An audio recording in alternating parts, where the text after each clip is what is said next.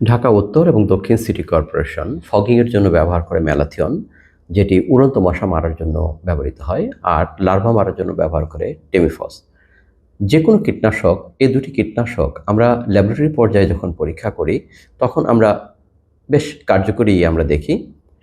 তবে এই কীটনাশকটি বিশেষ করে ফগিং বা উড়ন্ত মশা মারার জন্য যেটি ব্যবহার করা হয় ম্যালাথিয়ন, এটি মাঠ পর্যায়ে তেমন কার্যকরী ভূমিকা রাখে না। কারণ মাঠ পর্যায়ে আপনি যে মেশিনটি দিয়ে এটিকে স্প্রে করা হয় তার যে নজেল, যে ড্রপলেটটা সে প্রডিউস করে, বাতাসের বেগ কোন দিকে থাকে এবং সঠিক মাত্রায় সঠিক সময় পর পর যদি প্রয়োগ করা না হয় তাহলে এটি কার্যকরী হবে না। ঠিক লার্ভিসাইড যেটি টেমিফস, তার ক্ষেত্রেও ব্যাপারটি একই রকম। সেটিও সঠিক মাত্রায় সঠিক সময়ে সঠিক স্থানে প্রয়োগ করতে হবে এবং সঠিক সময় পর পর। যদি আমরা যত ভালো অস্ত্রই হোক না কেন, সেটি যদি কার্যকরী পদ্ধতিতে ব্যবহার করা না হয় তাহলে সেটি কখনোই কার্যকরী হয় না।